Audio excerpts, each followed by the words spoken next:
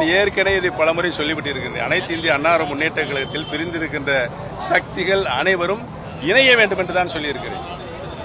அனைவரும் இணைந்து புரட்சித் தலைவர் எவ்வாறு இந்த இயக்கத்தை வழிநடத்தினாரோ, புரட்சித் தலைவர் மாண்புமிகு அம்மா இந்த இயக்கத்தை எப்படி வழிநடத்தினார்களோ அதே போல் நாம் வழிநடத்த வேண்டும்.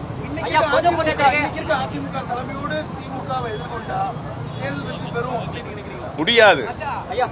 அவர் இன்றைக்கு இருக்கின்ற அதிமுக தலைமை என்று நான் சொல்ல மாட்டேன். வழக்கு நீதிமன்றத்தில் இருக்கிறது. எடப்பாடி பழனிசாமி என்றைக்கு கழகத்தினுடைய பொதுச் செயலாளராக சட்ட விதிகளுக்கு மாறாக இல்லீகலாக முறையற்ற முறையில் தேர்வு செய்து அவர் பொறுப்பேற்றுக் கொண்ட இதுவரையில் 11 தேர்தல்களில் அனைத்து இந்திய அண்ணா முன்னேற்றங்களும் தோல்வித்தான் கண்டிருக்கிறது. ஒரு தேர்தலை வெற்றி பெறவில்லை. பொதுக்கூட்டத்திற்கு அழைப்பு வந்தால் பங்கேற்பீங்களா? 23ஆம் தேதி அன்று பொதுக்கூட்டத்திற்கு அழைப்பு வந்தால் பங்கேற்பீங்களா? அது பிரதமர் கொடுத்திருக்கா? இதுவரை வரவில்லை. நீங்க ஏசியத்துக்குலாம் நான் பதில் சொல்ல முடியும். சரி, அதிமுக இவ்வளவு பிரச்சனை இருக்குன்னு சொல்றீங்க. 26 தேர்தலில் வெற்றி பெறும் அதிமுக. பிரச்சனை இல்லைங்க. தலைவர் அம்மாவர் நீட் அந்த கட்சியை நடத்தி போயிட்டு இருந்தாங்க. இவங்களுக்கு பிரச்சனைகளை உருவாக்கி இருக்கிறாங்க. அந்த பிரச்சனையை உருவாக கழக சட்ட விதிக்கு புறம்பானது என்பது நாங்கள் நீதிமன்றத்தில் வழக்காடி தேர்தலை சந்திக்கும் போது வெற்றி பெறும் நினைக்கிறீங்க. யாரு பிரச்சனைலாம் சரி பண்ணிட்டு அப்புறம் கனவு கண்டுக்கிட்டீங்க?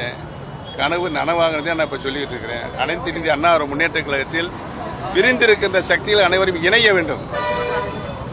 சர்வாதிகார போக்கில் நான் இவரை சேர்க்க முடியாது, அவரை சேர்க்க முடியாது, இவரை சேர்க்க முடியாது சொல்வதற்கு யாருக்கும் அதிகாரம் கிடையாது.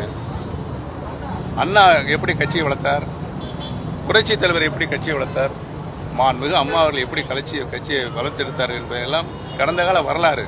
அதை பார்த்து படித்து புரிந்து கொள்ள வேண்டும் என்பதுதான் நான் இன்றைக்கும் சொல்லிக் கொண்டிருக்கிறேன்.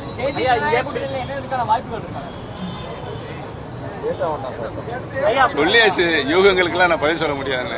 பிரிந்திருந்தவர்கள் அனைவரும் ஒன்றிணைய வேண்டும் பாஜக ஏற்கனவே வலியுறுத்தி இருந்தாங்க. மூத்த தலைவர்களுடைய விருப்பமாக இருந்து ஆமா, அதே மனப்பான்மையில தான் பாஜக இப்பவும் இருக்குன்னு நினைக்கிறீங்க? அதே மனநிலையில பாஜக தலைமை இப்பவும் இருக்கா? இல்லைங்க. யாரு நல்ல ஐடியா புத்திமதி சொன்னா கேட்கணும், கேட்கலன்னு நான் என்ன செய்வேன்?